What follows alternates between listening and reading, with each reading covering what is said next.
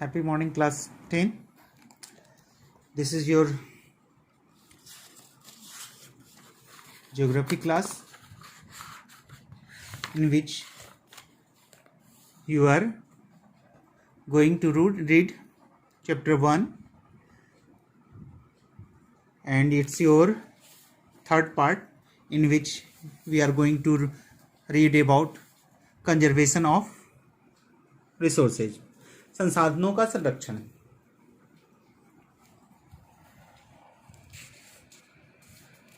Conservation of resources is the management and judicious use of resources for sustainable benefit of development to present generation and to meet the requirement of future generation without harming the environment in the form of pollution and exhaustion of resources. हम लोग जब बात करते हैं कि conservation of resource, संसाधनों का संरक्षण क्या है, तो संसाधनों का संरक्षण जो है वह प्रबंधन है और वह न्यायपूर्ण उपयोग है जिसमें हम लोग क्या करते हैं, हमारा जो डेवलपमेंट है वो क्या हो, बिल्कुल एक निश्चित गति से चलता रहे जिससे हमारा जो वर्तमान पीढ़ी को भी फायदा मिले और हमारी जो आने वाली पीढ़ी है, फ्यूचर की जो पीढ़ी है, उसकी भी ज़रूरतें पूरी हो सके. इसके लिए उसका न्यायपूर्ण और व्यवस्थित ढंग से प्रबंधन ही जो क्या कहलाता है, कंजर्वेशन ऑफ रिसोर्स कहलाता है. इसमें आपका जो है न तो इन्वायरमेंट को किसी भी प्रकार का हार्म होना चाहिए, चाहे वो पॉल्यूशन के रूप में हो और चाहे रिसोर्सेज की ये जो है काफ़ी कह सकते हैं कि दोहन के रूप में हो.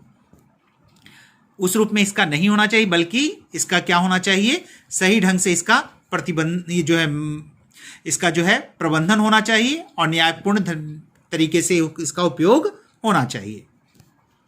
In the recent past, we had been concerned with the exploitation of natural resources, but we have not paid any attention for their conservation.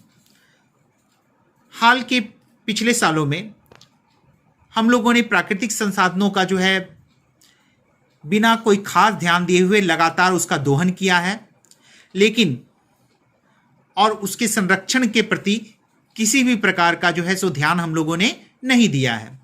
Today we are concerned about the environment and making effort to conserve it.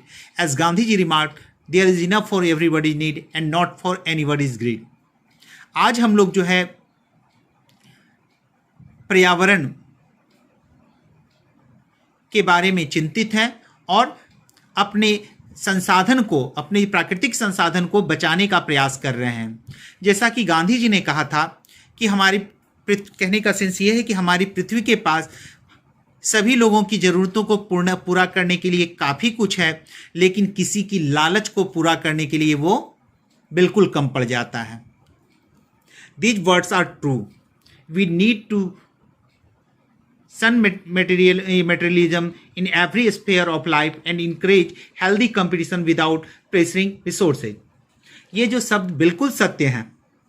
इसके लिए हम लोगों को क्या होना पड़ेगा, जीवन के हर एक क्षेत्र में हम लोगों को जो है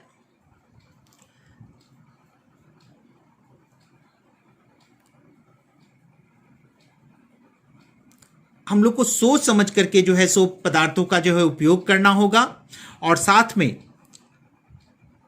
बिना रिसोर्स पे के किसी भी प्रकार का दबाव दिए हुए, संसाधनों पर किसी भी प्रकार का दबाव दिए हुए हम लोगों को हेल्दी कंपटीशन, स्वस्थ प्रतियोगिता को बढ़ावा देना होगा. नेक्स्ट हम लोग आते हैं, हम लोग कैसे जो है सो अपने रिसोर्सेज को कंजर्व कर सकते हैं. We can conserve resources in the following manner: judicious and proper use and management of resources. हम लोग जो है निम्न तरीकों से अपने संसाधनों का संरक्षण कर सकते हैं. यदि हम लोग अपने रिसोर्सेज का जो है न्यायपूर्ण और प्रॉपर तरीके से यूज करें और साथ में उसका अच्छी तरह से प्रबंधन करें, तो हम लोग क्या कर सकते हैं, अपने रिसोर्सेज को जो है कंजर्व कर सकते हैं. सेकेंड है use of recycling resources and non exhaustible resource of energy. हम लोगों को ऐसे रिसोर्सेज का यूज करना चाहिए जिसको हम लोग क्या कर सकते हैं, रिसाइकल करके फिर से उसको यूज में ला सकते हैं, और या तो ऐसे रिसोर्स का इस्तेमाल करना चाहिए, जो एनर्जी के ऐसे स्रोत का इस्तेमाल करना चाहिए जो खत्म नहीं होने वाला है, जैसे हमारा सोलर एनर्जी हो गया, विंड एनर्जी हो गया, ये सब। Develop substitutes for the use of resources, example use of aluminium in place of copper and brass. उसके अलावा किसी खास रिसोर्स के उपयोग के जगह पर उसका हम लोगों को जो है सब्सटीट्यूट को विकसित करना होगा। जैसे कॉपर और ब्रास के जगह पे हम लोग यूज कर सकते हैं एल्यूमिनियम को, तांबा और कांसा के जगह पे हम लोग एल्यूमिनियम का यूज कर सकते हैं।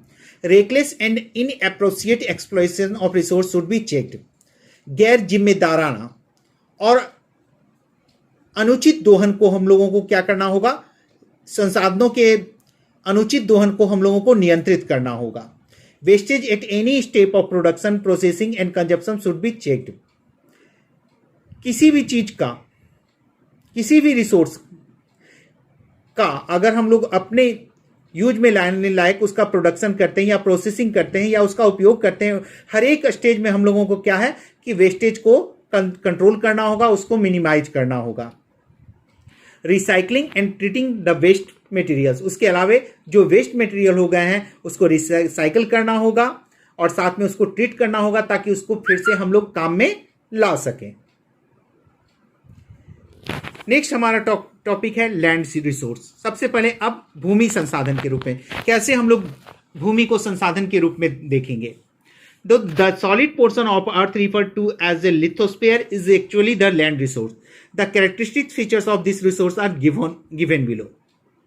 पृथ्वी का जो सॉलिड पोर्शन है, हमारे अर्थ का जो सॉलिड पोर्शन है, उसको हम लोग लिथोस्फीयर के नाम से जानते हैं। यही वास्तव में हमारा लैंड रिसोर्स है।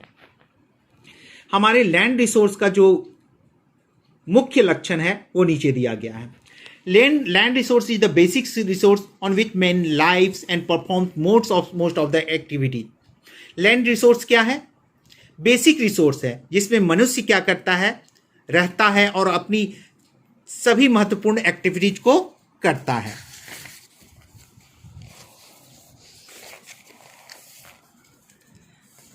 Land is the base over which plants grow, vegetation flourishes, main flux for obtaining crops. Land क्या है? वह आधार है जहां पे पौधे ग्रो करते हैं, हमारी वनस्पतियां फलती फूलती हैं और मनुष्य जो है खेती करके फसल उगाता है। On land infrastructural facilities are developed, specially transport links, roadways, railways, airports and सीपोर्ट्स।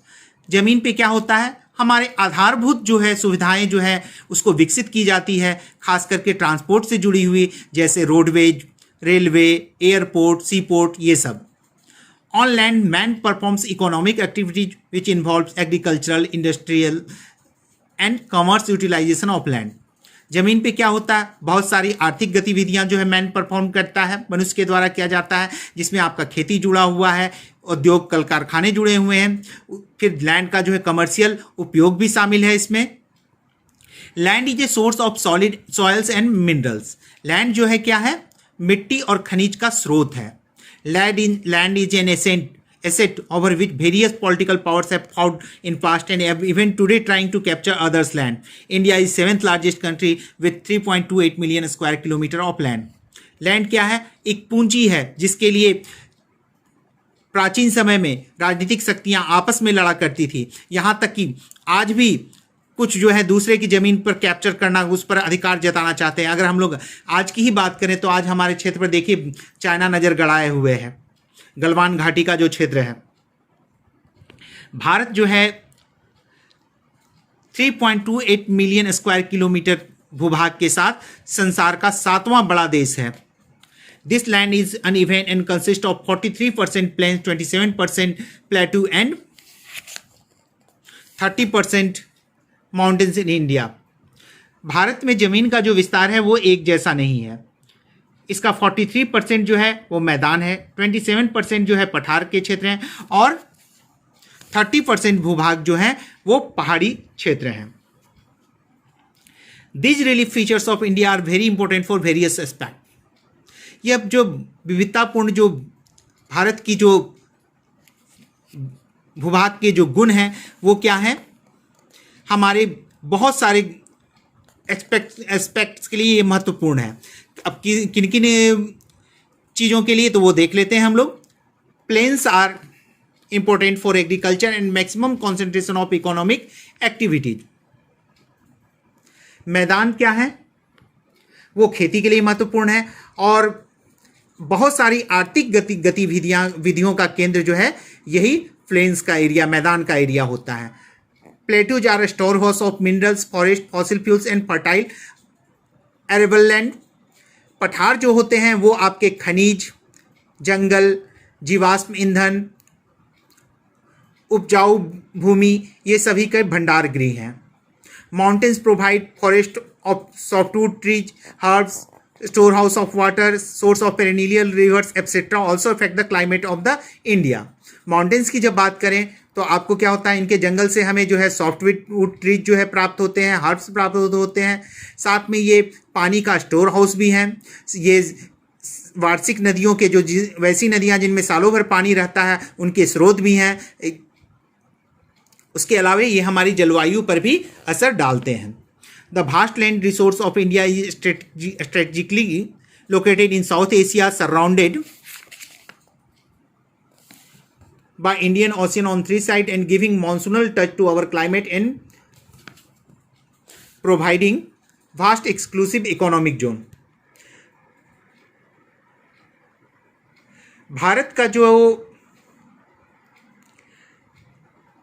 विशाल भूभाग क्षेत्र जो है वो दक्षिण एशिया में 3 ओर से हिंद महासागर से घिरा हुआ है और साथ में यह जो है हमारी जलवायु को जो है मानसून टच भी दिए हुए है और हमें जो है काफ़ी बड़ा इकोनॉमिक जोन भी बनाता है साथ में।